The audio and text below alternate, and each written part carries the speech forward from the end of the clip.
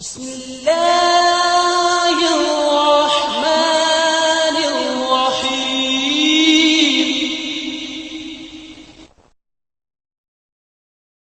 قل هذه سبيلي أدعو إلى الله على بصيرة أنا ومن اتبعني وسبحان الله وما أنا من المشركين قل هذه سبيلي أدعو إلى الله على بصيرة أنا ومن اتبعني وسبحان الله وما أنا من العالمين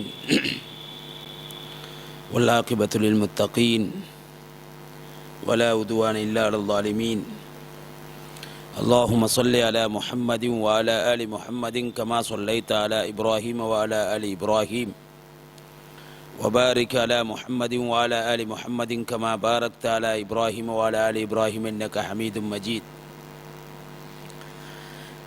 أعوذ بالله من الشيطان الرجيم بسم الله الرحمن الرحيم يا أيها الناس اتقوا ربكم الذي خلقكم من نفس واحدة وخلق منها زوجها وبث منهما رجالا كثيرا ونساء واتقوا الله الذي تساءلون به والأرحام إن الله كان عليكم رقيبا يا أيها الذين آمنوا اتقوا الله حق تقاته ولا تموتن إلا وأنتم مسلمون يا أيها الذين آمنوا اتقوا الله وقولوا قولا سديدا يصلح لكم أعمالكم ويغفر لكم ذنوبكم ومن يطع الله ورسوله فقد فاز فوزا عظيما أما بعد إن أحسن الحديث كتاب الله وخير الهدي هدي محمد صلى الله عليه وسلم وشر الأمور محدثاتها وكل محدثة بدعة وكل بدعة ضلالة وكل ضلالة في النار சர்வ புகழும் புகழ்ச்சியும் எல்லாம் வல்ல அல்லாஹு சுப்ஹானஹு வ தஆலாவுக்கே உரித்தாகட்டும். அல்ஹம்துலில்லாஹ். ஸலவாத்தும் சலாமும் இந்த உலகத்தில் வந்துதித்த அனைத்து நபிமார்கள் மீதும் அன்னவர்களுடைய போதனைகளை எடுத்து வாழ்ந்த அனைத்து நல்லடியார்கள் மீதும் குறிப்பாக நமது நாயகம் ஸல்லல்லாஹு அலைஹி வஸல்லம் அவர்கள் மீதும் அன்னவர்களுடைய வாழ்க்கையை எடுத்து நடந்த சஹாபா பெருமக்கள், தாபியங்கள், தபக தாபியங்கள், கியாம நாள் வரை அந்த நபியுடைய வாழ்க்கையை பின்பற்றி வாழுகின்ற அனைத்து நல்லடியார்கள் மீதும் குறிப்பாக நம் அனைவர்கள் மீதும் அல்லாஹ்வுடைய கருணையும் ஸலவாத்தும் சலாமும் உண்டாகுவதாக என வேண்டிக் கொண்டதன் பின்பு, அன்புக்குரிய இஸ்லாமிய சகோதர சகோதரிகளே, அல்லாஹ்வின் பேரருளால் அல்லாஹ்வுடைய மார்க்கத்தை தெளிவாக படிக்க வேண்டும் என்ற ஒரே நோக்கத்தோடு நாம் எல்லாம் இப்பள்ளி வாயிலில் குழுவிருக்கின்றோம். இந்த ஒன்றுகூடலின் போது எத்தகைய குர்ஆனிய வசனங்களையும் நபிகள் நாயகம் ஸல்லல்லாஹு அலைஹி வஸல்லம் அவர்களுடைய வாழ்க்கை வழிமுறைகளையும் சுன்னாக்களையும் நமக்கு படிக்க கிடைக்கிறதோ அது அனைத்தும் என்னுடைய வாழ்க்கையிலும் உங்களுடைய வாழ்க்கையிலும் பிரதிபலிக்க வேண்டும் என்ற பிரார்த்தனையோடு எனது உரையை ஆரம்பம் செய்கின்றேன். அன்புக்குரிய இஸ்லாமிய சகோதர சகோதரிகளே, பிரயோஜனமான கல்வி எது என்ற தலைப்பு நமக்கு தரப்பட்டிருக்கின்றது. இந்த தலைப்புகளுக்குள் ஒட்டிய சில குர்ஆனிய வசனங்களையும் செய்திகளையும் தெரிந்து கொள்வதற்காக வேண்டி நாம் இங்கே உட்கார்ந்திருக்கின்றோம். ஏனென்றால் இன்று உலக கல்வி, மார்க்க கல்வி என்று பல்வேறு இரண்டு பிரிவுகளாக இப்படி பிரித்து நமது சமூகத்திலே இந்த கல்வியை இரண்டாக கூறு போட்டு இப்படியான ஒரு பார்வை இருப்பதை பார்க்கிறோம். அன்புக்குரிய இஸ்லாமிய சகோதர சகோதரிகளே, இதை தெரிந்து கொள்வதற்கு முன்பு அல் குர்ஆனில் அல்லாஹு தஆலா இந்த சமூகத்துக்கு முதலாவதாக இறக்கிய அந்த வசனத்தை ஓதுவீராக, படிப்பீராக, வாசிப்பீராக என்ற அந்த வசனத்தை கொண்டுதான் ஆரம்பிப்பதை பார்க்கிறோம். இக்ரா பிஸ்மி ரப்பிக்கல் லதீ ஹலக், உன்னை படைத்த ரப்புல் ஆலமீனுடைய பேரை கொண்டு நீ ஓதுவீராக, வாசிப்பீராக, படிப்பீராக என்ற அந்த வசனத்தை கொண்டு துவக்குவதை பார்க்கிறோம். இப்படியான இந்த வசனத்தை கொண்டு அல்லாஹு தாலா வானத்தில் இருந்து இறக்கப்பட்ட வகியை முதலாவது வசனம் படிக்க வேண்டும் என்ற ஒரு அந்த நிலைப்பாட்டை வலியுறுத்தி அங்கே இறக்கப்பட்டிருப்பதை பார்க்கிறோம். அப்படியானால் படிப்பது எவ்வளவு முக்கியமானது என்பதை அந்த விடயம் நமக்கு விளங்கப்படுத்துகிறது. கல்வி இருக்கின்ற போதுதான் ஒரு மனிதன் உலகத்திலே மறுமையிலே எதையும் அவன் என்ன செய்யலாம், அடைந்து கொள்ளலாம் என்ற ஒரு லெவல்கள் அதிலே இருந்து விளங்குகிறது. அதுபோக அல்லாஹு தாலா இன்னும் ஒரு இடத்திலே சொல்லுகிற போது சூரா பக்ராவுடைய 31, 33 இப்படியான இந்த வசனங்களில் நாங்கள் பார்க்கிற போது அல்லாஹு தாலா என்ன செய்கிறான் என்று சொன்னால், ஆதம் அலைஹிஸ்ஸலாம் அவர்களை படைப்பது சம்பந்தமாக மலக்குகளோடு பேசுகிற போது மலக்குமார்கள் அவர்களை எதற்காக வேண்டி படைக்க வேண்டும், அவர்கள் குழப்பங்களையும் பெத்தலாட்டங்களையும் உருவாக்கி விடுவார்களே, அவர்களை இப்படி படைத்தால் உலகம் கடுமையாக மோசமான நிலைக்கு போய்விடும் என்பதையெல்லாம் அவர்கள் அங்கே வலியுறுத்துகிற காட்சிகளை பார்க்கிறோம். இப்போது அல்லாஹு தாலா அந்த மலக்குமார்களுக்கு என்ன செய்கிறான் என்றால், அவர்களுக்கு ஒரு சிறப்பை அங்கே சொல்லி காட்டுவதை பார்க்கிறோம். எப்படி என்றால், ஆதம் அலைஹிஸ்ஸலாம் அவர்களை அழைத்து அல்லாஹு தாலா உலகத்திலே உள்ள எல்லா பெயர்களையும் கற்றுக் கொடுத்து விடுகிறான். எல்லா பெயர்களையும் கற்றுக் கொடுத்து விட்டு மலக்குமார்களை பார்த்து அல்லாஹு தாலா என்ன செய்கிறான், அதை எடுத்து சொல்லும்படி சொல்லுகிறான். எந்த அளவுக்கு என்றால், வல்லமல் ஆதமல் அஸ்மா குல்லஹா, அல்லாஹு தாலா பெயர்கள் அனைத்தையும் உலகத்திலே என்ன என்ன பெயர்கள், மரமாக இருக்கட்டும், எந்த உலகத்திலே மனிதர்கள் என்ன என்ன விதமான பெயர்கள் எல்லாம், என்ன என்ன விதமான விஷயங்கள் எல்லாம் உருவாக போகிறதோ அதனுடைய அத்துணை பெயர்களையும் அல்லாஹு தாலா கற்றுக் கொடுக்கின்றான். ஆதம் அலைஹிஸ்ஸலாம் அவர்கள் அதை படிக்கிறார்கள், கற்றுக் கொடுத்து விட்டான். பின்னர் அல்லாஹு தாலா அந்த ஆதம் அலைஹிஸ்ஸலாம் அவர்களுக்கு அதை கற்றுக் கொடுத்து விட்டு மலக்குமார்கள் மீது அதை எடுத்து சொல்லும்படி சொல்லுகிறார். மலக்குமார்களுக்கு அல்லாஹு தாலா இவர்கள் இதை சிறப்புப்படுத்தி இங்கே அல்லாஹு தாலா மனித சமூகத்தை சொல்லுவதை பார்க்கிறோம். ஃபகால அம்பி ஊனி பி அஸ்மாஇ ஹாஉலாயி, மலக்குமார்களை பார்த்து அல்லாஹ் சொல்லுகிறான். இந்த மலக்குமார்களிடம் அல்லாஹ் எதை கேட்கிறான் என்று சொன்னால், இந்த உலகத்திலே உள்ளவர்களுடைய இந்த பெயர்களை நீங்கள் சொல்லுங்கள் என்று சொன்னபோது, நீங்கள் உண்மையாளர்களாக இருந்தால், நீங்கள் சொல்லுவது போன்று தேவையில்லை என்றிருந்தால் இந்த உலகத்திலே இருக்கின்ற அந்த படைப்புகளுடைய பெயர்களை சொல்லுங்கள் என்று சொல்லுகிறார். அப்போது அவர்கள் என்ன சொல்லுகிறார்கள் என்றால், காலு சுபஹானகலா இல்மலனா இல்லாமா அல்லம்தனா, யா அல்லாஹ் நீ தூய்மையானவனாக இருக்கிறாய், நீ உயர்ந்தவனாக இருக்கிறாய், நீ கீர்த்தி உள்ளவனாக இருக்கிறாய், எங்களுக்கு நீ எதை கற்றுத்தந்தாயோ அதை தவிர வேறு எந்த விதமான ஒரு அறிவும் எங்களிடம் கிடையாது என்று அவர்கள் அங்கே சொல்லுகிறார்கள். சொல்லிவிட்டு இன்னக்க அந்தல் அலீமுல் ஹக்கீம், நிச்சயமாக நீதான் ஞானமுள்ளவனாக அறிவுள்ளவனாக இருக்கின்றாய் என்ற அந்த வசனத்தை சொல்லுவதை பார்க்கிறோம். பின்னர் அல்லாஹு தாலா ஆதம் அலைஹிஸ்ஸலாத்தை பார்த்து சொல்லுகிறான், கால யா ஆதம் நப்பியுஹும் பி அஸ்மாஇஹிம், இவர்களுடைய பெயர்களை எல்லாம் நீங்கள் அழகாக இந்த மலக்குகளுக்கு சொல்லிக் கொடுங்கள் என்று அல்லாஹு தாலா சொன்னபோது ஆதம் அலைஹிஸ்ஸலாம் அப்படியே அந்த விடயங்களை அறிவித்துக் கொடுக்கின்றார்கள். அல்லாஹு தாலா கற்றுக் கொடுத்தான், அதை அப்படியே என்ன செய்கிறார், சொல்லிக் கொடுக்கிறார். அப்போது அல்லாஹ் பின்னர் அவர் பெயர்களை எல்லாம் சொன்ன பிறகு அல்லாஹு தாலா சொல்லி கேட்கின்றார் மலக்குமார்களை பார்த்து, கால அலம் அகுல்லக்கும் இன்னி ஆலமு கைபஸ் சமாவாத்தி வல்லர், நான் உங்களுக்கு சொல்லவில்லையா, வானம் பூமியுடைய எல்லா விவகாரங்களையும் நான் அறிந்தவனாக இருக்கின்றேன், மறைவான ஞானம் கொண்டவனாக இருக்கின்றேன். வாலமுமா துபுதுனவுமா குந்தும் தக்துமூன், நீங்கள் எதையெல்லாம் மறைத்து வைத்திருக்கின்றீர்களோ, எதையெல்லாம் நீங்கள் பகிரங்கமாக செய்கின்றீர்களோ, ஒளிச்சு செய்கிறீர்களோ, அத்துணையும் நாங்கள் அறிந்தவர்களாக இருக்கின்றோம் என்று அந்த மனிதர்கள் அங்கே சொல்லுவதை பார்க்கிறோம். அந்த இப்படி அல்லாஹு தாலா அந்த மலக்குமார்களுக்கு இந்த மனிதனுடைய படைப்பு அவசியமானது என்பதை அங்கே சொல்லிக் கொடுப்பதை பார்க்கிறோம். எதை கொண்டு அல்லாஹு தாலா இங்கே சிறப்புப்படுத்துகிறான் என்றால், மலக்குமார்களுக்கு மனிதர்களுடைய இந்த சிறப்பை அல்லாஹு தாலா எப்படி சொல்லுகிறான் என்றால், கல்வியின் ஊடாக விளங்கப்படுத்துவதை பார்க்கிறோம். இந்த உலகத்திலே உள்ள எல்லா பெயர்களையும் அவர்களுக்கு கற்றுக் கொடுத்து அதை மலக்குமார்களுக்கு அவர்கள் சொல்ல வைக்கின்ற அத்தகைய ஒரு நிலையை வைத்து அல்லாஹு தாலா கல்வியின் ஊடாக அங்கே சிறப்புப்படுத்துவதை, கல்வியுடைய முக்கியத்துவத்தை அங்கே சொல்லுகிற காட்சியை பார்க்கிறோம். அதே போன்று ஸல்லல்லாஹு அலைஹி வஸல்லம் அவர்கள் என்ன செய்கிறார்கள், இந்த அதாவது பத்ர் கைதிகளாக பிடிக்கப்பட்ட போது அந்த கைதிகளை விடுவிக்குவதற்காக வேண்டி பல்வேறு முறைகள் கையாளப்படுகிறது.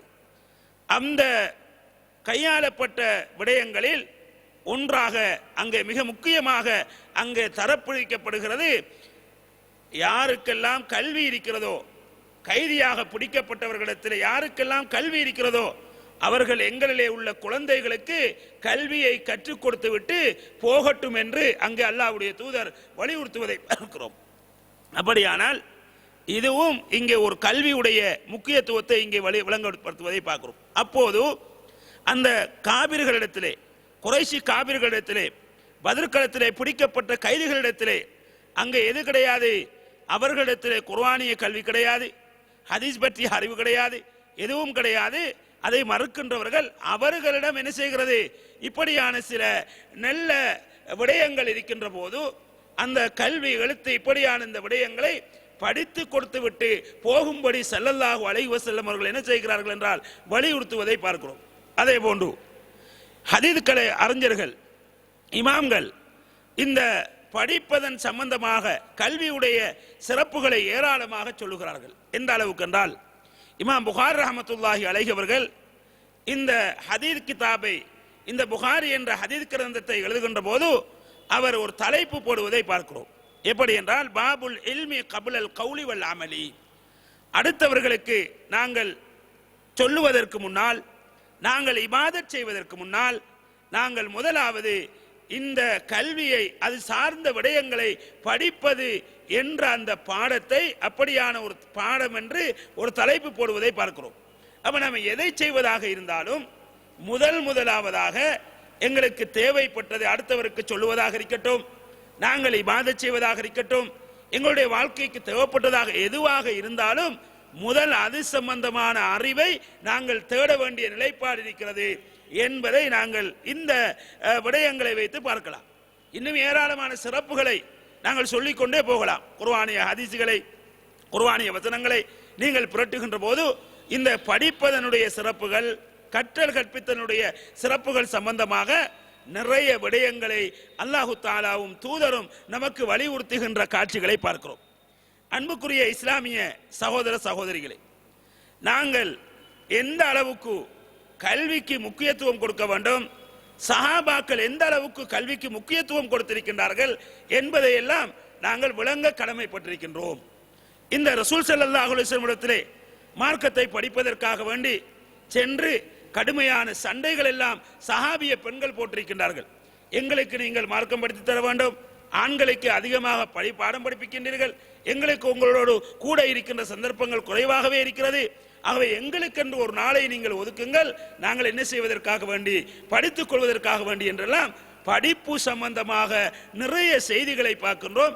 சஹாபாக்களும் சஹாபிய பெண்மணிகளும் இப்படி மார்க்கத்தை படிப்பதற்கு, கல்வி சார்ந்த விடயங்களுக்கு கடுமையான ஆர்வம் காட்டியிருப்பது இந்த இஸ்லாத்துடைய தனி சிறப்புகளில் ஒன்றாக விளங்குவதை பார்க்கிறோம்.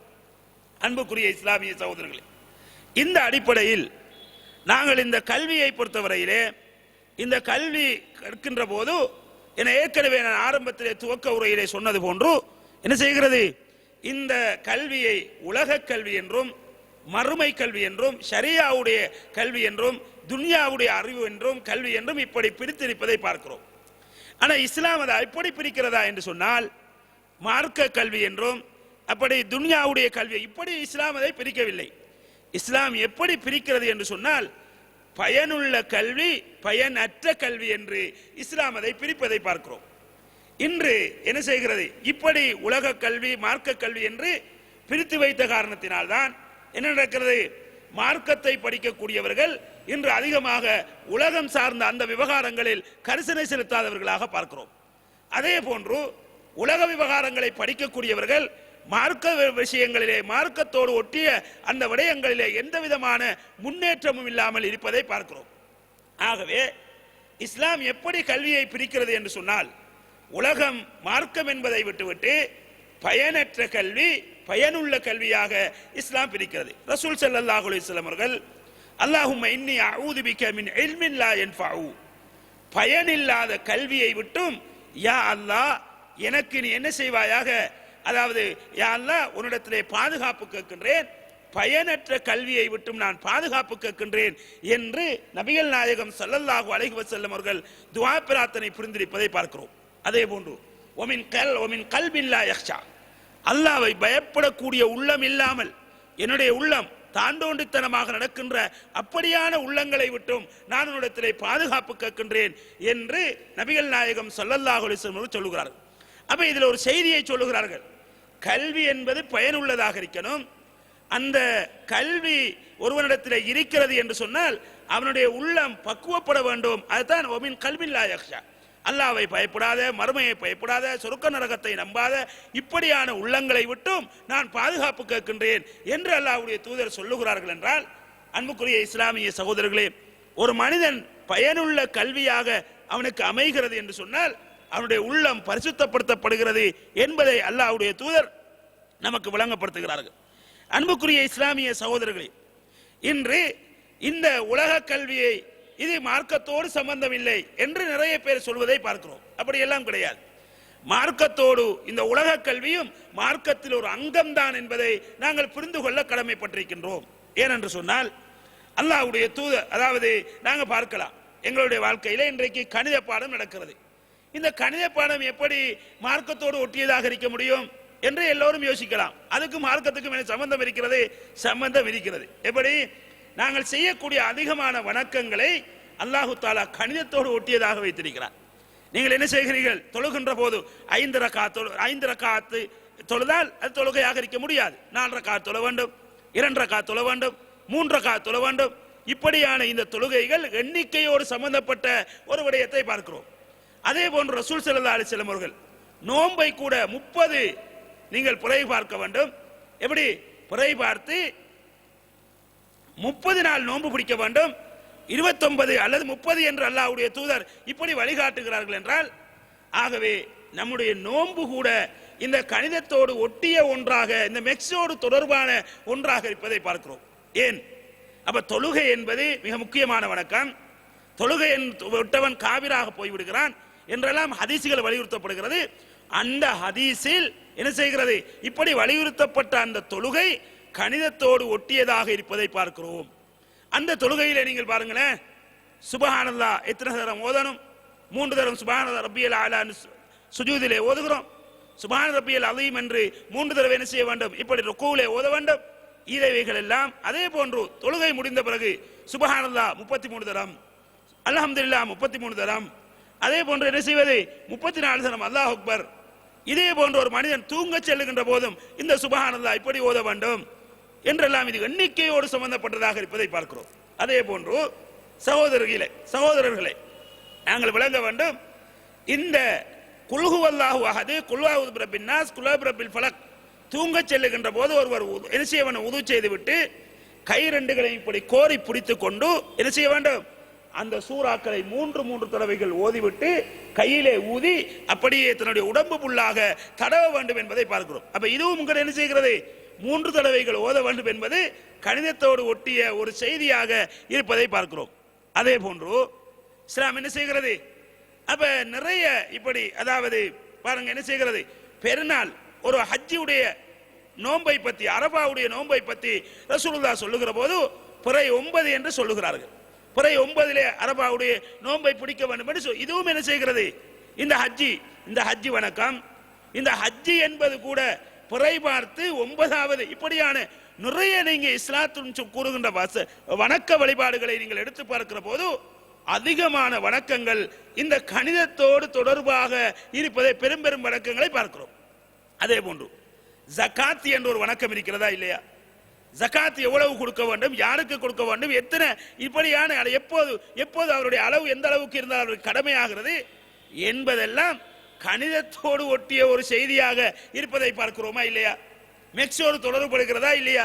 அப்ப ஜகாத் என்ற வணக்கம் செய்வதாக இருந்தால் மெக்ஸ் தேவை, தொழுகை என்ற வணக்கம் செய்வதாக இருந்தால் மெக்ஸ் தேவை, நோன்பு என்ற வணக்கம் செய்வதாக இருந்தால் மெக்ஸ் தேவை, ஹஜ் என்ற வணக்கம் செய்வதாக இருந்தால் மெக்ஸ் தேவை. அவை இது போன்று என்ன செய்யலாம்? இன்னும் சொல்ல போனால் ஒரு மனிதனுடைய சொத்துக்களை பிரிப்பதாக இருந்தால், சொத்து பிரிவினையை நாங்கள் செய்வதாக இருந்தால், சரிவர ஒருவருக்கு பங்கிடுவதாக இருந்தால், இந்த பொம்பளைக்கு எத்தனை கொடுக்க வேண்டும், பொம்பளைக்கு என்ன செய்யணும், அதாவது 2 பொம்பளை எடுக்கின்ற ஒரு கணக்கு ஒரு ஆம்பளை எடுத்து கொண்டு போவார். அதை ஆம்பளைக்கு எவ்வளவு கொடுக்கணும், பாப்பா இருந்தா எவ்வளவு கொடுக்கணும், உம்மா இருந்தா எவ்வளவு கொடுக்கணும், பிள்ளைகளுக்கு எவ்வளவு சொத்து போகும், மனைவாருக்கு, இப்படியாக நிறைய விடயங்களை இந்த கணிதத்தோடு ஒட்டியதாக பார்க்கிறோம். ஆகவே இந்த கணிதம் என்பது இஸ்லாத்தை விட்டு வெளியேற முடியாது. அப்ப இந்த கணிதம் என்ன செய்கிறது, நமக்கு மிக முக்கியமாக தேவைப்படுகிறது என்பதை இந்த இப்படியான நிறைய விஷயங்களை உங்களுக்கு தொட்டு காட்டிக்கிட்டே போகலாம். ஆகவே அன்புக்குரிய இஸ்லாமிய சகோதரர்கள், அதே போன்று இந்த சயின்ஸோடு ஒட்டிய விடயங்களை பார்க்கிறோமா இல்லையா? சயின்ஸ் ஒரு மனிதனுக்கு எந்த அளவுக்கு முக்கியமானது, தேவையானது என்பதை எல்லாம் நாம் என்ன செய்யலாம், சில குர்ஆனிய வசனங்களை வைத்து நாங்கள் பார்க்க கடமைப்பட்டிருக்கின்றோம். அப்ப அல்லாஹு தஆலா சூரா யூசுஃபிலே நமக்கு சொல்லி காட்டுகிறான். எப்படி சொல்லி காட்டுகிறான்? சூரா யூசுஃபிலே, அதாவது யூசுப் அலைஹிஸ்ஸலாம் அவர்களை அவருடைய தந்தை அவர்கள் கடுமையாக நேசம் வைத்தார்கள். அவர் பக்கம் கொஞ்சம் அதிகமாக தன்னுடைய அன்பை காட்ட தொடங்கிவிட்டார்கள். இப்போது என்ன நடக்கிறது என்று சொன்னால், அவருடைய பிள்ளைகள் எல்லாம் வாப்பா நம்மீது இரக்கம் காட்டுவது குறைந்து விட்டது, யூசுப்பின் மீது காட்டுகிற இரக்கம் எங்கள் மீது காட்டாமல் விட்டு விட்டாரு என்பதற்காக வேண்டி இவருக்கு சூழ்ச்சி செய்து இவரை இல்லாமலாக்க வேண்டும். பல்வேறு திட்டங்கள் செய்யப்படுகிறது. அவரை கொல்லுவதற்கு முடிவெடுக்கப்படுகிறது. அதில் சிலர்கள் கொல்லுவது கிடையாது, நாம் அப்படியெல்லாம் செய்யக்கூடாது, அவரை கொண்டு தெரியாத இடத்துல அங்கே போட்டுட்டு வருவோம் அப்படின்னு சொல்லி இப்படியாக பால்கணத்திலாம் அவரை போடப்பட்டது. பிறகு அவர் பெரிய அரசராக மாறுகிறார் பின்னுக்கு என்ற செய்தியெல்லாம் பார்க்கிறோம். இந்த நேரத்தில் இந்த யூசுப் அலைஹிஸ்ஸலாம் காணாமல் போன இந்த விடயத்தை நினைத்து நினைத்து அவருடைய தந்தையின் கண் குருடாகி விட்டது என்பதை அல்லாஹ் தஆலா சொல்லுகிறார். அவருக்கு அவருடைய நினைப்பே இருக்கிறது. இந்த நேரத்தில் ஒரு நாள் அந்த மிஸ்ர் பகுதியிலே இவர் பெரிய பொக்கிஷவானாக, பெரிய ஒரு அரசாங்க நடத்தக்கூடிய ஒருவராக, இவருடைய கையிலே தான் அங்குள்ள நிதி எல்லா பொறுப்பும் கிடைக்கிறது. இந்த நேரத்தில் அவருடைய தன்னுடைய தந்தை சகோதரர்கள் வாழுகின்ற அந்த ஏரியாவில் கடுமையான பஞ்சம் ஏற்படுகிறது. ஏற்பட்ட போது அரசர் நல்லா கொடுக்கக்கூடியவராக இருக்கிறாராம், அங்க உள்ளவர் நல்லா உதவி செய்கிறாராம், ஏழைகளுக்கு கொடுக்கிறாராம் என்று கேள்விப்பட்டுக்கிட்டு என்ன செய்யறாங்க, இதை வாராங்க. வந்தவனு அவர் என்ன செய்யறாரு, பாப்பா பத்தி விசாரிக்காரு, உமா விசாரிக்காரு, தன்னுடைய தம்பியை விசாரிக்க, எல்லாரையும் விசாரிக்கிறார். அவங்க கதைகளை சொல்றாங்க. இப்படி அவர் இருந்தது, இப்படி கொண்டு போய் நாங்க விளையாடிக்கிட்டு இருந்தோம், அவரை ஓனாய் திண்டு போட்டு, இப்படி எல்லாம் கதையில சொல்றாங்க. அவருக்கு தெரியும் எல்லாம் புல்டாக விடுறாங்க, நம்மளை இவங்க இப்படி எல்லாம் திட்டம் திட்டினாக்கள், ஓனாய் திங்கை செய்யலன்னு அவருக்கு தெரியும் யதார்த்தம். அவர் காட்டிக்கொள்ளாம என்ன செய்கிறார், யூசுப் அலைஹிஸ்ஸலாம் அப்படியே இருந்துட்டு வாப்பா கடைசியாக அவர் போகக்குள்ள என்ன செய்யறாருன்னு சொன்னா, வாப்பாட கண் குருடா இருக்குதா, ஏன் கண் குருடா போடு இப்படி சொன்ன உடனே உடனடியா என்ன செய்யறாரு, தான் போட்டிருந்த ஷர்ட்டை கலட்டி அவர் கொடுக்கின்றார். இதை கொண்டு போய் தன்னுடைய வாப்பாவுடைய மூஞ்சிலே முகத்திலே போடுங்கள், முகத்திலே போட்டீர்கள் என்றால் பார்வை அவருக்கு மீண்டு வரும் என்று சொல்லப்படுகிறது. அவர்கள் ஒன்று அப்படியே என்ன செய்றாங்க, போடுகிறார்கள், அவருக்கு பார்வை மீண்டு வந்தது என்ற செய்தி அல்லாஹ் தஆலா சூரா யூசுஃபிலே நீங்கள் படித்து பார்க்கலாம். குறிப்பாகவே இதஹபு பி கமீசி ஹாதா ஃபல்குஹு அலா வஜ்ஹி அபி, நான் தருகிற இந்த சேட்டை நீங்கள் கொண்டு போய் என்னுடைய தந்தையின் முகத்திலே போடுங்கள், அவருடைய பார்வை மீண்டு வரும் என்று அல்லாஹ் தஆலா, அதாவது யூசுப் அலைஹிஸ்ஸலாம் சொல்லுகிறார்கள். அப்படி அந்த செய்தியை அல்லாஹ் தஆலா கொண்டு போய் போட்டது. அது போட்ட பிறகு பார்வை வந்த பிறகு நீங்களும் தந்தையும் சேர்ந்து என்னிடம் வாருங்கள், வஅத்தூனி பிஹி ஜமியா, நீ வஅத்தூனி பி அஹ்லிக்கும் அஜ்மாயின், நீங்கள் அனைவரும் குடும்பத்தோடு என்னிடம் வாருங்கள் என்று அவர் அங்கே சொல்லுகிற செய்தியை பார்க்கிறோம். சூரா யூசுஃபுடைய 93வது வசனத்திலே அல்லாஹ் தஆலா இதை சொல்லி காட்டுகிறார். அப்ப இன்றைக்கு என்ன விஞ்ஞானம் எந்த அளவு கண்டுபிடிச்சிருக்கு, ஒரு மனிதன் வியர்வையிலே, ஒரு மனிதனுடைய வியர்வையிலே மருந்திருக்கிறது நோய்க்கு, அதுவும் விசேஷமாக கண் நோய்க்கு மருந்திருக்கிறது என்பதை பார்க்கிறோம். ஸல்லல்லாஹு அலைஹி வஸல்லம் அவர்களுடைய இந்த சேட்டை புகாரியிலே வரக்கூடிய ஆதாரபூர்வமான செய்தி, ரசூலுல்லாஹ்வுடைய சேட்டை அவர்கள் என்ன செய்வார்கள், எடுத்து அவர்களுக்கு வருத்தங்கள் அதை இது வருகிற போது அதை என்ன செய்வார்கள், அவர்கள் கழுகி அதை என்ன செய்வார்கள், அவர்கள் தன்னுடைய காய்ச்சலுக்கு மருந்தாக அதை யூஸ் பண்ணிக் கொள்வார்கள் என்பதை பார்க்கிறோம். அதே இந்த குர்ஆனிய வசனமும் அந்த ஹதீஸையும் பொறுத்தவரையில் இன்று விஞ்ஞானம் ஏற்றுக்கொண்டிருக்கின்றது. எந்த அளவுக்கு ஒரு மனிதனுடைய வியர்வையில் மருந்திருக்கிறது என்று ஏற்றுக்கொண்டு என்ன போட்ட சேட்டு ரசூலுல்லாஹ்வுடைய சேட்டாக இருக்கட்டும், யூசுப் நபியுடைய சேட்டாக இருக்கட்டும், அவர்கள் அணிந்திருந்த அந்த ஆடையைத்தான் கலட்டி அங்கே கொடுக்கப்படுகிறது. இவருடைய ஆடையைத்தான் எடுத்து காய்ச்சலுக்காக வேண்டி வைத்தியங்கள் செய்து கொள்வார்கள் என்பதை பார்க்கிற போது இன்று விஞ்ஞானம் ஏற்றுக்கொண்டிருக்கின்றது. எந்த அளவுக்கு ஒரு மனிதன் என்ன செய்யலாம், அதாவது வியர்வையிலே மருந்திருக்கிறது, போட்ட சேட்டுலான அவங்க கொடுக்குறாங்க, புதுசா சேட்டு கொடுக்கல. எங்களை வழங்குறோமா இல்லையா? அன்புக்குரிய இஸ்லாமிய சகோதரர்களே, இந்த அடிப்படையில் நாங்கள் என்ன செய்கிறோம், இப்ப இந்த குர்ஆனிய வசனங்களை விளங்குவதற்கு இந்த விஞ்ஞானங்கள் நமக்கு தேவைப்படுகிறதா இல்லையா? அதே போன்று இன்னொரு இடத்துல அல்லாஹ் தஆலா என்ன செய்கிறார், அதாவது சூரா பக்ராவுடைய 96வது வசனம் 95வது வசனங்களில் அல்லாஹ் தஆலா சொல்லி காட்டுகிறார். என்ன சொல்லுகிறான் என்று சொன்னால், அதாவது இந்த உலகத்திலே அல்லாஹ்வை மறுத்தவர்களுக்கு, இணை கற்பித்தவர்களுக்கு மறுமையிலே அல்லாஹ் தஆலா நரகத்தை வைத்திருக்கின்றான், கபரிலே வேதனை வைத்திருக்கின்றான் என்ற செய்தியை அல்லாஹ் சொல்லுகிறான். ஆனா இந்த உலகத்திலே கிறிஸ்தவர்களும் யூதர்களும் அல்லாஹ்வை மரணத்தை அவர்கள் விரும்ப மாட்டார்கள். ஏன்? மரணத்தால் அவர்களுக்கு வேதனை இருக்கிறதா இல்லையா? அதனால அவங்க என்ன செய்யறாங்கன்னு கேட்டா, அவங்க மரணத்தை விரும்பாமல் நீடூடி காலமாக இந்த உலகத்திலே வாழ வேண்டும் என்று அவர்கள் விரும்புகிறார்கள். அல்லாஹ் அதை சொல்லி காட்டுகிறான். வல தஜிதன்னஹும் அஹ்ரஸன் நாஸி அலா ஹயாத்தின். மனிதர்களை, இந்த யூத கிறிஸ்தவர்களை நபியே நீங்கள் நிச்சயமாக பெற்றுக் கொள்ளுகிறீர்கள், காண்பீர்கள், உலகத்தின் மீது உயிர் வாழ வேண்டும் என்று ரொம்ப ஆசை உள்ளவர்களாக அவர்கள் இருப்பதை பார்க்கிறோம். அதே போன்று ஒமினல்லதீன அஷ்ரகு, அல்லாஹ்வை இணை கற்பித்த மனிதர்களும் அல்லாஹ்வுக்கு ஷிர்க் வைத்தவர்களும் எப்படி விரும்புகிறார்கள் என்றால், இந்த உலகத்திலே அவர்கள் மரணிக்க கூடாது, உயிரோடு வாழ வேண்டும் என்பதைத்தான் விரும்புகிறார்கள். யவது அஹதுஹும் லவ் யுஅம்மரு அல்ஃபஸனா. அவர்கள் என்ன செய்ய வேண்டும்?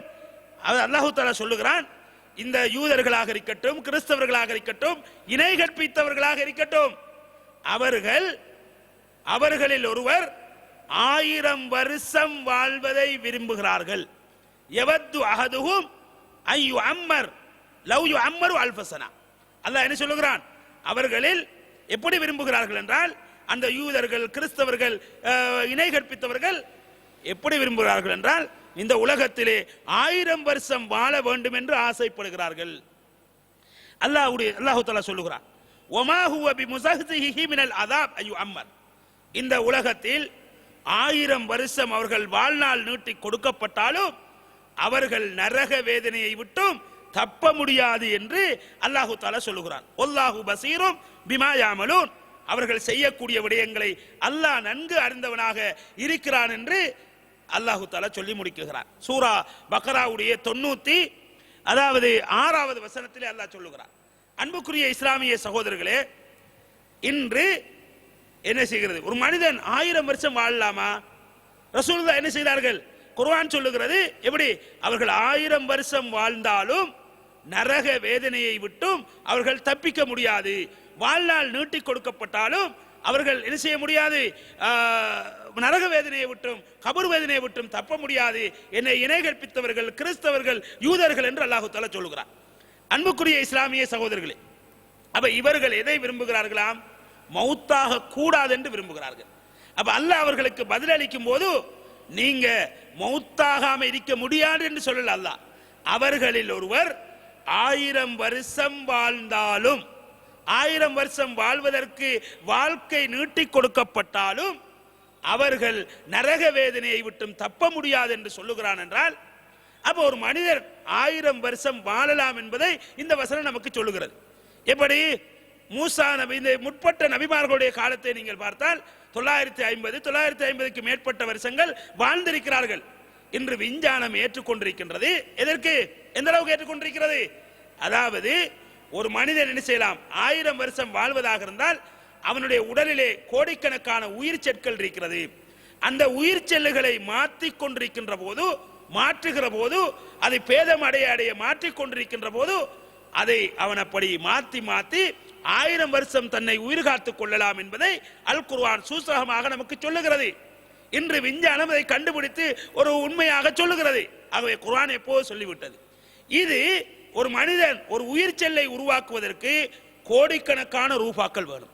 ஒரு உயிர் செல்லுக்கு கோடிக்கணக்கான ரூபாய் என்றால் ஒரு மனிதனிலே கோடிக்கணக்கான உயிர் சொற்கள் இருக்கிறது. அதை உருவாக்குவதற்கு என்ன செய்கிறது? நமக்கு எவ்வளவோ கோடிகள் தேவைப்படுகிறது. இது சில நேரம் உலக வளர்ச்சியிலே காலப்போக்கிலே இப்படி எல்லோரும் செய்ய முடியும். சிலர்கள் செய்தால் அது ஒரு ஆச்சரியத்துக்குரிய ஒரு செய்தி கிடையாது. குர்ஆன் நமக்கு அதை வலியுறுத்துகிறது. அதை சொன்ன ஒரு செய்தி இப்படி செய்ய வேண்டும் என்பது கிடையாது. ஆனால் ரசூல் ஸல்லல்லாஹு அலைஹி வஸல்லம் அவர்கள் என்ன சொல்கிறார்கள்? இந்த ஒரு மனிதனுடைய வாழ்க்கை என்பது, அதாவது வயது என்பது 60க்கும் 70க்கும் இடைப்பட்டது. அப்ப இந்த குர்ஆன் வசனத்துக்கும் இந்த ஹதீஸுக்கும் முரண்பாடு கேட்டால் முரண்பாடு கிடையாது. இதை முரண்பாடா பார்க்க கூடாது. அல்லாஹ்வுடைய தூதர் இப்படித்தான் ஒரு மனிதனுடைய வாழ்க்கை அல்லாஹ் விரும்பினால் அவனுக்கு அப்படியான வசதி வாய்ப்புகளை ஏற்படுத்தி அப்படி அவன் என்ன செஞ்சால் விரும்பினா என்ன செய்யலாம், இப்படியெல்லாம் வாழ்ந்து கொள்ளலாம் என்பதை அது வலியுறுத்து நமக்கு உணர்த்துகிறது. அதே நேரத்தில் அன்புக்குரிய இஸ்லாமிய சகோதரர்களே, 1000 வருஷத்தை தாண்டி ஒரு செகண்டும் ஒரு மனிதனுக்கு இந்த உலகத்திலே வாழ முடியாது என்பதை நமக்கு அது ஒரு அறிவுரையாக சொல்வதை பார்க்கிறோம். அப்ப இது என்ன செய்கிறது? இன்றைக்கு விஞ்ஞானத்தோடு ஒட்டிய இப்படியான விட இன்றைக்கு நிறைய விஷயங்களை அல் குர்ஆனிய வசனங்கள் நிறைய செய்திகள் நமக்கு என்ன செய்யப்படுகிறது? அல் குர்ஆனோடு அதாவது விஞ்ஞானத்தோடு ஒட்டிய நிறைய செய்திகளாக சொல்லப்படுவதை பார்க்கிறோம். அப்ப நமக்கு என்ன செய்கிறது? அதே போன்று அன்புக்குரிய இஸ்லாமிய சகோதரர்களை நாம் என்ன செய்ய முடியும்? சூரா ஃபாத்திருடைய அதாவது 27வது 28வது வசனத்தை நீங்கள் புரட்டி பாருங்கள். அதிலே அல்லாஹு தஆலா என்ன செய்கிறான்? நிறைய வானத்திலே இருந்து மலையை பொய்ப்பிக்கதாக செய்கிறான். வானத்திலே இருந்து மலையை இறக்கி இந்த புட்பூண்டுகளை நாங்கள் உயிர்ப்பிக்கின்றோம், முளைப்பிக்க செய்கிறோம் என்றெல்லாம் அல்லாஹு தஆலா மலைகளை பற்றி பேசுகிறான். இப்படி நிறைய விடயங்களை அல்லாஹு தஆலா 5 கலைகள், இப்ப இந்த விஞ்ஞானம் இந்த இப்படியான இந்த விஷயங்களை பற்றி இந்த குர்ஆனிய வசனம் பேசுவதை மலைகளை பற்றி பேசுகிறது, வானத்தை பற்றி பேசுகிறது, நீரை பற்றி பேசுகிறது, தாவரங்களை பற்றி பேசுகிறது. இப்படியான விடயங்களை அங்கே அல்லாஹு தஆலா நமக்கு அந்த சூரத்துல் ஃபாத்திருடைய 27வது 28வது வசனத்திலே சொல்லுவதை பார்க்கிறோம். கால்நடைகளை பற்றி அல்லாஹ் சொல்லுகிறார். இப்படி எல்லாம் சொல்லிவிட்டு அந்த வசனத்தை எப்படி முடிக்கிறான் என்றால், இன்னமா யக்ஷல்லாஹ மின் இபாதிஹில் உலமாஉ, அல்லாஹ்வை பயப்படக்கூடியவர்கள் யார் என்று சொன்னால் உலமாக்கள் தான். இந்த விஷயத்தை, இந்த வானத்தை பார்க்கிறான், பூமியை பார்க்கிறான், அது பற்றி சிந்திக்கிறான், அது சொல்லுகிற விடயங்களை அவன் படிக்கிறான். இதை யோசித்து விட்டு நிச்சயமாக அல்லாஹ் ஒருவன் இருக்கின்றான் தான், அல்லாஹ் நம்மளை படைத்தவன் ஒருவன் இருக்கின்றான், இந்த உலகத்திலே கடவுள் ஒருவன் இல்லாமல், அல்லாஹ் இல்லாமல் ஒன்றும் உருவாகவில்லை என்பதை ஒரு மனிதன் புரிந்து நரகம் சுவர்க்கம் இருக்கிறது, அல்லாஹ்வை வணங்க வேண்டும், அல்லாஹ்வை அஞ்ச வேண்டும் என்று இப்படியான இந்த விடயங்களை அவன் விளங்கி செய்ய வேண்டும் என்பதை அல் குர்ஆனிய வசனம் நமக்கு சொல்லுவதை பார்க்கிறோம். அப்படியானால் அன்புக்குரிய இஸ்லாமிய சகோதரர்களே, அப்ப அல்லாஹு தஆலா இந்த வானத்தை பற்றி சொல்லி, மலைகளை பற்றி சொல்லி, விலங்குகளை பற்றி சொல்லி, தாவரங்களை பற்றி சொல்லி, இதன் பின்னால் அல்லாஹு தஆலா புவியியல் இப்படியான விடயங்களை சொல்லிவிட்டு உலமாக்கள் தான் என்ன செய்கிறார்கள்? நிச்சயமாக இந்த விடயங்களில் இப்படியான விடயங்களை புரிந்து கொண்டவர்கள் ரொம்ப அல்லாஹ்வை பயப்படுவதற்கு தகுதியானவர்கள் என்று அல்லாஹு தஆலா ரொம்ப பயப்பட வேண்டியவர்கள் அவர்கள் தான். ஏன்னு தெரியுமா? இன்றைக்கு ஒரு விஞ்ஞானி அல்லாஹ்வை பயப்படாமல் இருந்தால் அது ஒரு ஆச்சரியமான செய்தி. ஏன் அவன் இதை பார்க்கிறான், அல்லாஹ்வுடைய அற்புதங்களை பார்க்கிறான், பூமியை பார்க்கிறான், கடலை பார்க்கிறான். இப்படி ஒவ்வொரு ஆய்வாளர்களும் ஆய்வு செய்துவிட்டு இதனுடைய விடயங்களை விளங்குகிறான், பவரை விளங்குகிறான், ஆற்றலை விளங்குகிறான், அல்லாஹ் ஒருவன் இருக்கிறான், எப்படிப்பட்ட சக்தி என்பதை விளங்கி அதிலே இருந்து அவன் படிப்பினை பெற்று அல்லாஹ்வை நான் வணங்கத்தான் வேண்டும், அல்லாஹ்வை வணங்காமல் இருக்க முடியாது, அல்லாஹ்வை ஏற்றுக்கொள்ளாமல் இருக்க முடியாது என்று செல்வதற்கு மாற்றமாக இன்று விஞ்ஞானிகள் அல்லாஹ்வுக்கு இணை கற்பிக்கிறார்கள். இன்று இப்படியான விடயங்களை செய்யக்கூடியவர்கள் அல்லாஹ்வுக்கு மாறு செய்கிறார்கள், அல்லாஹ்வை வணங்காமல் இருக்கின்றார்கள், தொழாமல் இருக்கின்றார்கள், அல்லாஹ்வை ஏற்றுக்கொள்ளாமல் இருக்கின்றார்கள் என்று சொன்னால் இதற்கெல்லாம் காரணம் என்ன? அல்லாஹ். இதான் விஷயம். அன்புக்குரிய இஸ்லாமிய சகோதரர்களே, அவ இந்த மாதிரியான விடயங்களை ஒரு வைத்தியர் அல்லாஹ்வை பயப்படாமல் இருந்தால் இப்படியான விடயங்களை சகோதரர்களை நாம் என்ன செய்ய வேண்டும்? இதை இப்படி விளங்க வேண்டிய கடமைப்பாடு இருக்கின்றோம். அதே நேரத்தில் இது என்ன செய்கிறது, மார்க்கத்தை படித்த இந்தவர்களுக்கு மூலமாக்கல் என்று நாங்கள் உலமாக்களாக அவங்களும் பார்க்கப்படுகிறார்கள், அப்படி சொல்லுகிறோம். ஆகவே அவர்களும் ரொம்ப அல்லாஹ்வை பயப்பட வேண்டியவர்கள் என்பதை இந்த விடயம் நமக்கு, இந்த குர்ஆனிய வசனம் நமக்கு சொல்லுகிறது. இதிலும் என்ன செய்கிறது, விஞ்ஞானத்தோடு ஒட்டிய நிறைய விடயங்களை சொல்லுவதை பார்க்கிறோம். அல்லாஹ் தஆலா என்ன செய்கிறான், இந்த படைப்பினங்களை சிந்திக்க வேண்டாமா, பூமியை நீங்கள் சுற்றி பார்க்க வேண்டாமா, அதே போன்று நாங்கள் ஒட்டகத்தை எப்படி படைத்திருக்கிறோம் என்பதை பார்க்க வேண்டாமா, பூமியை எப்படி படைத்திருக்கிறோம் என்பதை பார்க்க வேண்டாமா, வானத்தை எப்படி உயர்த்திருக்கிறோம் என்பதை பார்க்க வேண்டாமா, அல்லாஹ் தஆலா என்ன செய்கிறார், நிறைய கேள்விகளை நமக்கு அடுக்கிக் கொண்டே போகிறார். ஆகவே இவைகள் எல்லாம் என்ன செய்கிறது, நமக்கு இந்த விஞ்ஞானத்தோடு தொடர்பான இந்த செய்திகளை நமக்கு சொல்வதை பார்க்கிறோம். அதே போன்று அன்புக்குரிய இஸ்லாமிய சகோதரர்களே, இந்த சுகாதாரம் என்று சொல்லுகிறோம்.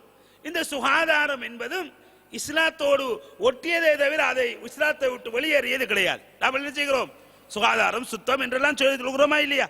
அதாவது ஒரு மனிதன் தொழுவதாக இருந்தால், ஒரு மனிதன் செய்கிற எந்த ஒரு வணக்கமாக இருந்தாலும் அதில் என்ன செய்கிறது, சுத்தம் சம்பந்தப்படுவதை பார்க்கிறோம். உதாரணமாக தொழுகை எடுத்துக்கொண்டீர்கள் என்றால், தொழுவதாக இருந்தால் அவன் உளச்சுத்தம் உள்ளவனாக இருக்க வேண்டும், அல்லாஹ்வை இணை கற்பிக்காதவனாக இருக்க வேண்டும், அல்லாஹ்வை அல்லாஹ்வாக சரியாக விளங்கி ஏற்றுக்கொண்டவனாக இருக்க வேண்டும்.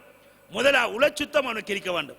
இரண்டாவது, அவன் தொழுகின்ற இடம் சுத்தமுள்ள இடமாக இருக்க வேண்டும், அவனுடைய மேல் சுத்தமுள்ள மேலாக இருக்க வேண்டும், அவன் அணிந்திருக்கின்ற ஆடை சுத்தமுள்ளதாக இருக்க வேண்டும் என்று இப்படியான விடயங்களை பார்க்கிறோம். அப்ப அதுவும் என்ன செய்கிறது, நமக்கு இப்படி வலியுறுத்து அல்லாஹ் தஆலா என்ன செய்கிறான், வஸியாபக வதஹிர், உன்னுடைய ஆடையை நீ சுத்தப்படுத்திக் கொள் என்றெல்லாம் இப்படி அல்லாஹ் தஆலா சொல்லுவது அதை வலியுறுத்தி நமக்கு இந்த முக்கியத்துவத்தை விளங்கப்படுத்துகிறது. ஆனால் அன்புக்குரிய இஸ்லாமிய சகோதரர்கள், இன்றைக்கு என்ன செய்கிறது, இன்றைக்கு அதிகமாக இந்த காலப்பகுதியிலே டெங்கு நோய் பரவி வருகிறது, இப்படியான காய்ச்சல் பரவி வருகிறது, இப்படியான பல்வேறு நோய்கள் ஏற்படுவதற்கு காரணம் சுத்தம் இல்லாமல் இருப்பது, இப்படியான சில விமர்சனங்களை பார்க்கிறோம். ஆகவே அன்புக்குரிய இஸ்லாமிய சகோதரர்களே, இஸ்லாம் நமக்கு அதை வலியுறுத்துகிறது. அடுத்தவர்கள் சொல்லி நாங்கள் சுத்தமா இருக்க வேண்டியது கிடையாது. நாம் என்ன செய்ய வேண்டும், இஸ்லாம் நமக்கு சுத்தத்தை வலியுறுத்துகிறது. மிக முக்கியமான ஒன்று, நம்முடைய வணக்கங்கள் கூட சுத்தம் இல்லாமல் ஏற்றுக்கொள்ளப்படாது. நாங்கள் என்ன செய்கிறோம், ஒரு மனிதன் உது இல்லாமல் தொழுதால் தொழுகை கூடாது என்பதை பார்க்கிறோம். உது செய்ய வேண்டும். அந்த மனிதன் தொழுவதாக இருந்தால் உது கட்டாயமாக தொழுதால் தான் தொழுகை கூடும், தன்னை சுத்தப்படுத்திக் கொள்ள வேண்டும். கடமையான குளிப்பு இருந்தால் அவன் கட்டாயம் அந்த குளிப்பை நிறைவேற்றி விட்டுத்தான் அவன் தொழுகையின் ஈடுபடலாம். இல்லை என்றால் அவன் பாவியாக கடமையான குளிப்பு நிறைவேற்றாமல் உது செய்யாமல் ஒருவன் தொழுதால் அவன் பாவியாக பார்க்கப்படுகிறான், அவன் பாவம் செய்தவன், அல்லாஹ் தஆலா அவனுடைய தொழுகையை ஏற்றுக்கொள்ள மாட்டான் என்பதை எல்லாம் பார்க்கிறோம். அதுபோக சகோதரர்களே, இதே போன்று நாங்கள் என்ன செய்யலாம், நிறைய இப்படியான ரசூல் ஸல்லல்லாஹு அலைஹி வஸல்லம் அவர்கள் ஒரு சஹாபாக்கள் பள்ளிக்கு வந்திருக்கிறாங்க, எல்லோரும் கூலி தொழில் செய்யக்கூடியவர்கள். ஜும்மாவுடைய தினத்தில் ஜும்மாவுக்கு வந்து அவர்கள் உட்கார்ந்திருக்கின்ற போது ஆட்களுக்கு இடையில என்ன செய்கிறது, அவர்களுடைய வேர்வைகள் ஒரு துர்நாற்றத்தை ஏற்படுத்துகிறது. அப்போது ரசூலுல்லாஹ் சொல்லுகிறார்கள், ஜும்மாவுக்கு வருகின்ற போது நீங்கள் குளித்துக் கொண்டு வாருங்கள் என்று அல்லாஹ்வுடைய தூதர் இப்படியெல்லாம் வலியுறுத்துகிற செய்திகளை பார்க்கிறோம். ஆகவே அன்புக்குரிய இஸ்லாமிய சகோதரர்கள், மொழிகளை படிப்பது சம்பந்தா கூட அல்லாஹ்வுடைய தூதர் நமக்கு வலியுறுத்தியிருக்கின்றார்களா இல்லையா? ரசூல் ஸல்லல்லாஹு அலைஹி வஸல்லம் அவர்கள் சஹாபாக்கள் எத்தனை பேர்களை பாரசீக மொழியை படிங்கள், கிரேக்க மொழியை படிங்கள், இந்த மொழியை படிங்கள், அந்த மொழியை படியுங்கள், அவருக்கு இந்த மொழியில அந்த அரசருக்கு கடிதம் எழுதுங்கள் என்றெல்லாம் அல்லாஹ்வுடைய தூதர் இப்படி மொழிகளை படிக்கின்ற விடயத்தில் ஆர்வம் காட்டி சஹாபாக்களை வலியுறுத்தியிருக்கின்ற அந்த செய்திகளை கூட பார்க்கிறோம். ஆகவே என்ன செய்கிறது, ரசூல் ஸல்லல்லாஹு அலைஹி வஸல்லம் அவர்கள் அந்த கைதிகளை விடுவித்த விடயத்தில் கூட என்ன செய்கிறார்கள், மொழியை படித்து கொடுத்து விட்டு, எழுத வாசிக்க தெரிந்தவர்கள் அதை படித்து கொடுத்து விட்டு போகட்டும் என்று வலியுறுத்துகிறார்கள் என்றால், அப்ப மொழிகள் கூட மிக முக்கியமான ஒன்று என்பதை பார்க்கிறோம். மொழிகளுடைய அறிவு நமக்கு தேவை. அது தேவையில்லை என்று இந்த காலத்தை பொறுத்தவரையிலே, நமது இலங்கையை பொறுத்தவரையில் என்ன செய்கிறது, இன்று விரும்பாமலே எல்லோரும் ஒரு சிங்களம் படிக்க வேண்டும், அதை படித்து மற்றவர்களுக்கு அந்த மொழியிலே நம்முடைய மார்க்கத்தை சொல்ல வேண்டிய கடமைப்பாடு நமக்கு இருக்கிறது.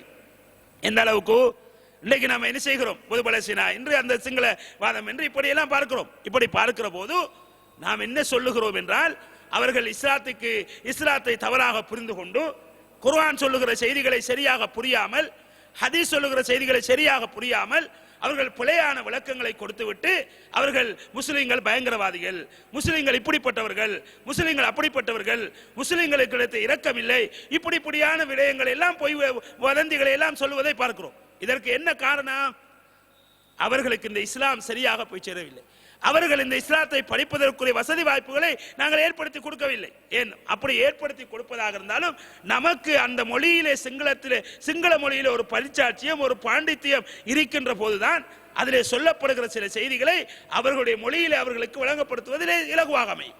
ஆகவே இந்த அடிப்படையில் கட்டாயம் ஒரு மனிதர் என்ன செய்யணும், அதை படித்து அல்லது இப்படியான இந்த சமூகம், முஸ்லிம் சமூகம் என்ன செய்ய வேண்டும் என்றால், இப்படியான விடயங்களை இந்த சிங்களத்திலே பாண்டித்தியமான ஒருவரை உருவாக்குவதற்கு சில அறிஞர்களை, சிங்கள மொழியிலே சில மனிதர்களை உருவாக்குவதற்காக வேண்டி இந்த முஸ்லிம் இலங்கையிலே இருக்கின்ற முஸ்லிம் சமூகம் பொருளாதார வசதி படைத்தவர்கள் அவர்களை படிக்க வைப்பதற்காக வேண்டி இந்த பொருளாதாரத்தை செலவழித்தாவது அவர்களை படித்து இந்த மார்க்கத்தை, இந்த குர்ஆனை, வஹீயுடைய இந்த விடயங்களை அவர்கள் சிங்களவர்களுக்கு சொல்ல வேண்டும் என்பதற்காக வேண்டி, சிங்கள சகோதரர்களுக்கு எடுத்து வைக்க வேண்டும் என்பதற்காக வேண்டி நாங்கள் சிங்கள மொழியை படிப்பது மிக முக்கியமான ஒன்றாக இருப்பதை பார்க்கிறோமா இல்லையா? ரசூல் ஸல்லல்லாஹு அலைஹி வஸல்லம் அவர்கள் அடுத்தவர்களுக்கு மார்க்கத்தை சொல்வதற்கு அவர்களுடைய மொழிகளை, சஹாபாக்களை படிக்கும்படி வலியுறுத்தியிருக்கின்றார்கள் என்பதை பார்க்கிறோம். ஆகவே ரசூல் ஸல்லல்லாஹு அலைஹி வஸல்லம் அவர்கள் இந்த உலக கல்வி, மார்க்க கல்வி என்று பிரிக்காமல் பயனுள்ள கல்வி, பயனற்ற கல்வி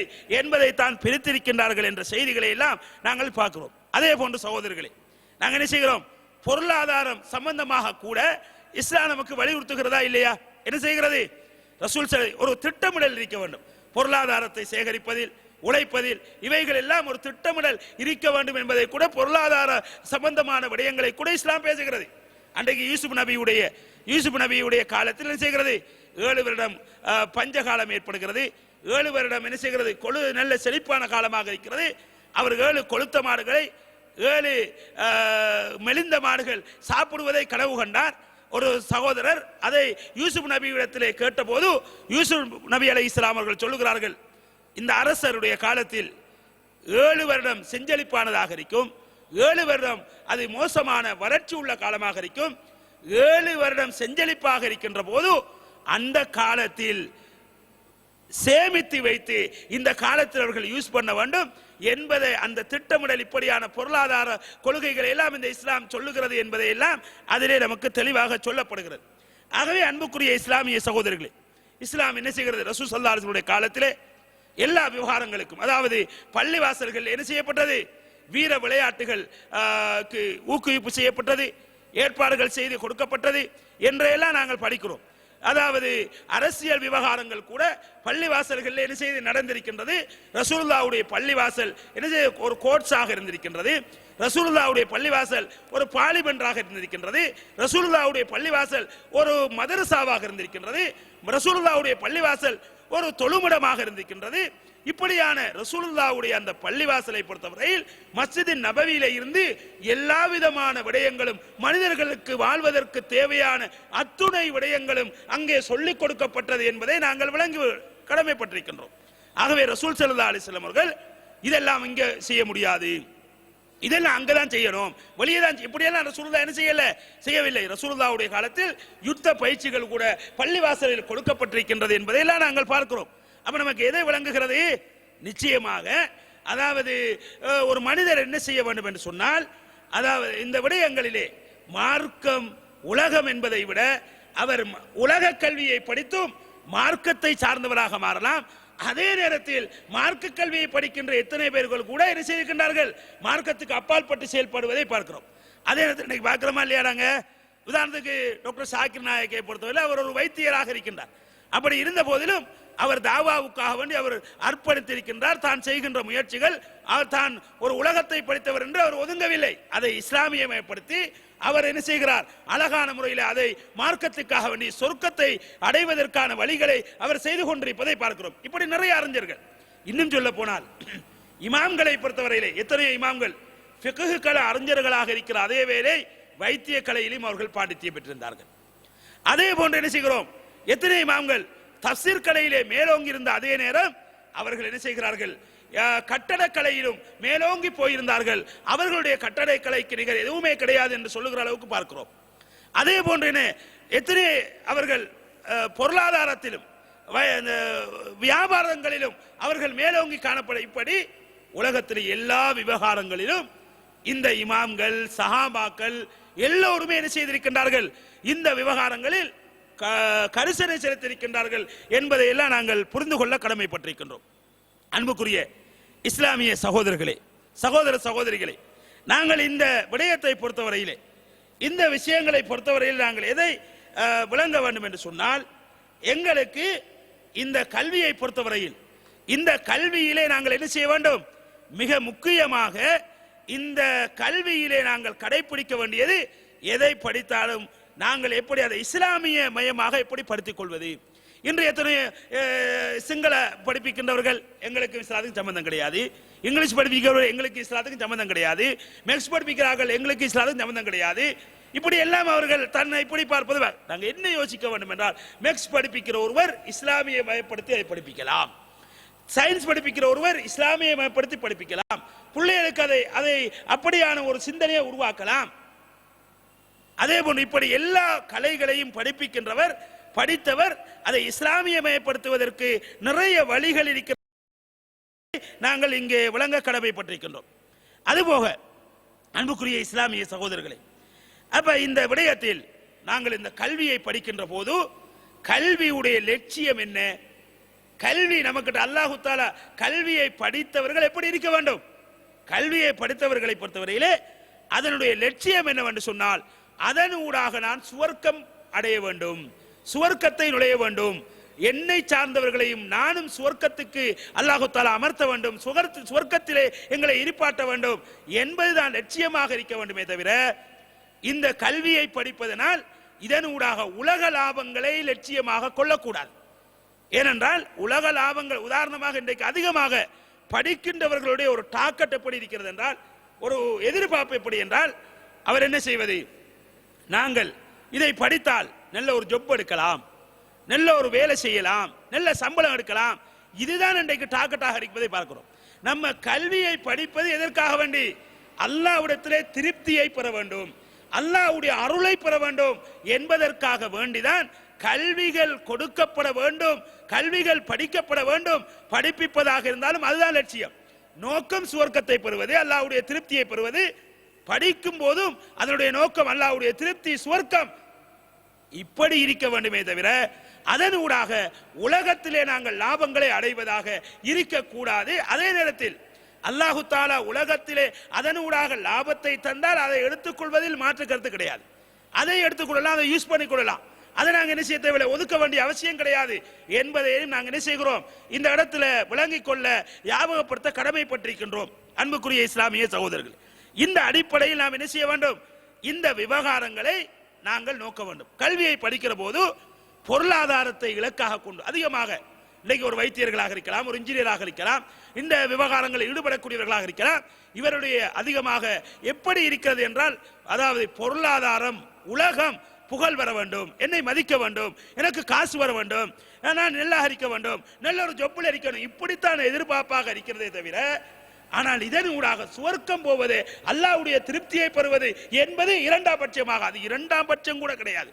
சிலர்களுடைய சிலர்களுக்கு இரண்டாம் பட்சமாக இருக்கிறது, சிலர்களுடைய உள்ளங்களில் அது பற்றிய எண்ணமே கடுகளவும் கிடையாது என்பதை பார்க்கிறோம். ஆகவே எப்படி இருக்க வேண்டும், அல்லாஹ்வுடைய திருப்தி தான் நாங்கள் படிக்கின்ற போது நோக்கமாக இருக்க வேண்டும், படிப்பிக்கின்ற போது அல்லாஹ்வுடைய திருப்தி தான், சுவர்க்கம் தான் நோக்கமாக இருக்க வேண்டும் என்பதை நபிகள் நாயகம் ஸல்லல்லாஹு அலைஹி வஸல்லம் அவர்கள் நமக்கு சொல்லுகிறார்கள்.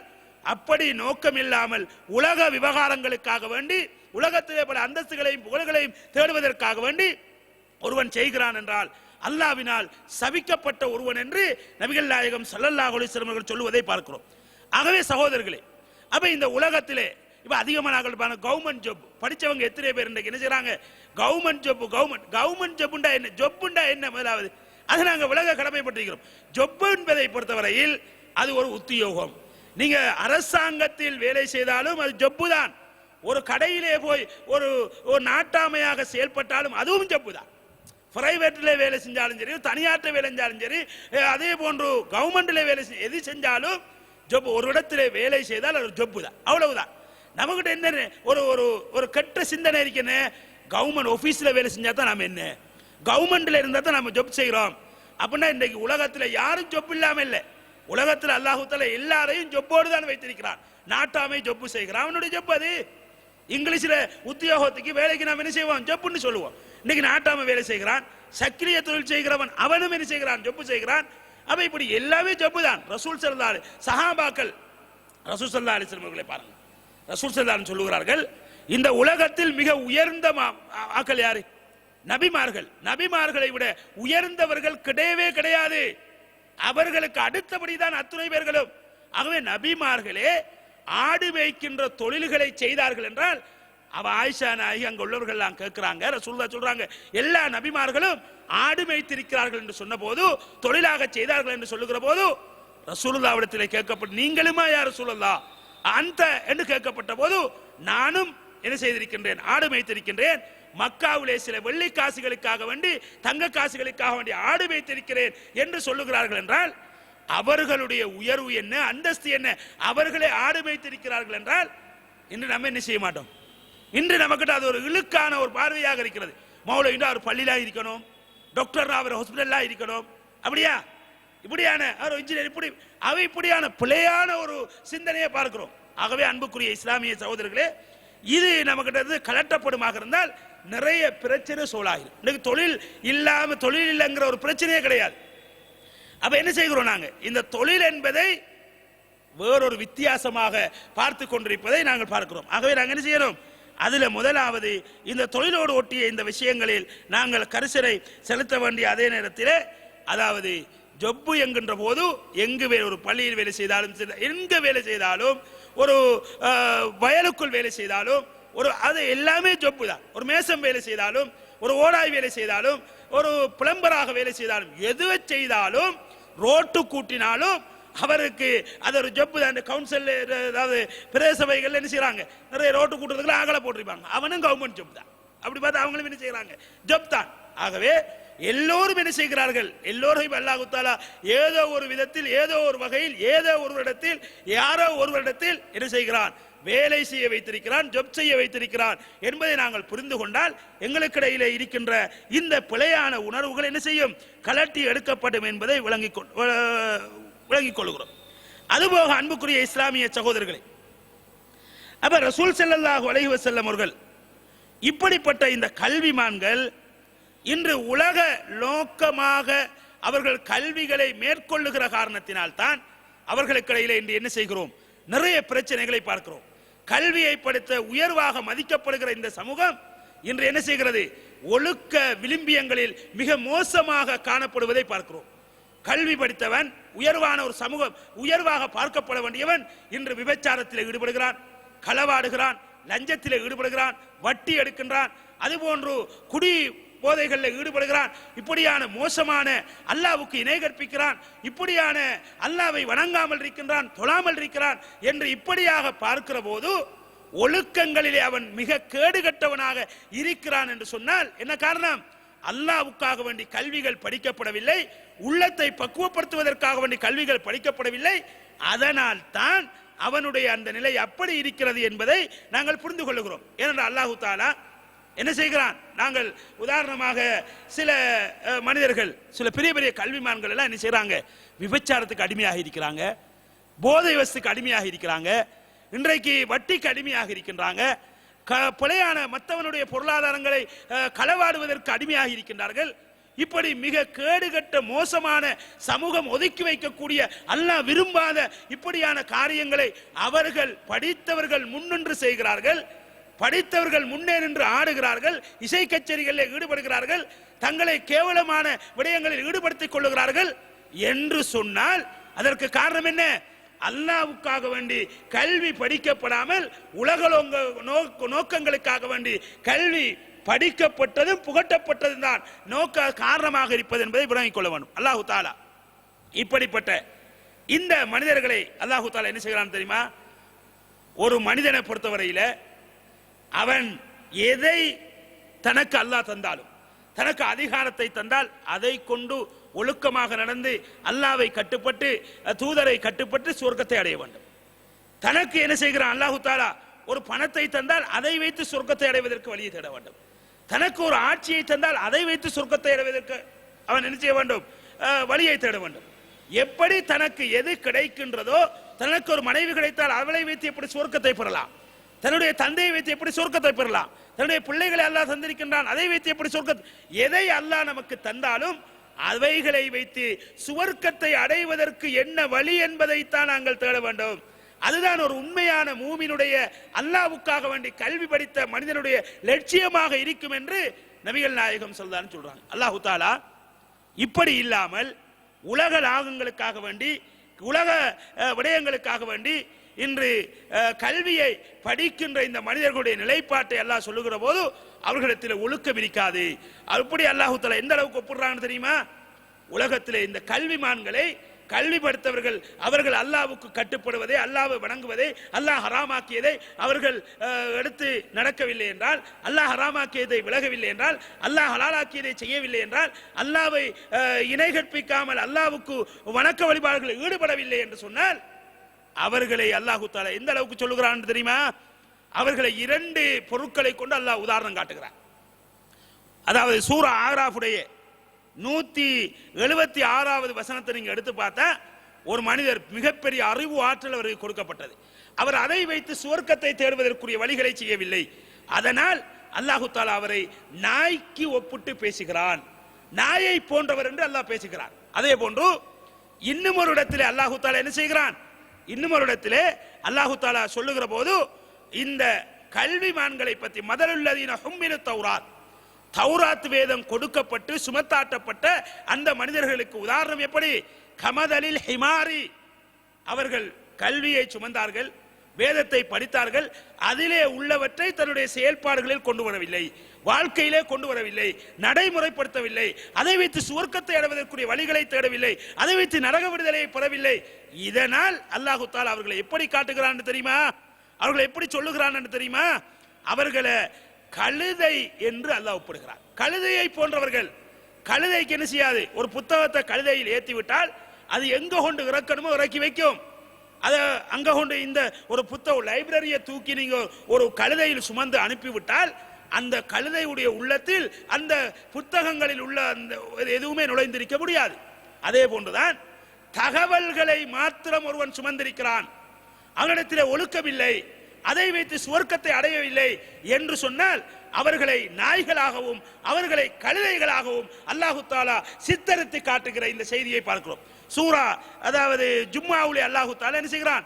4வது வசனத்திலே கழுதை என்றும், சூரா ஆராஃபுடைய 176வது வசனத்திலே அல்லாஹு தஆலா நாய் என்றும் இப்படி சித்தரித்து காட்டுவதை பார்க்கிறோம்.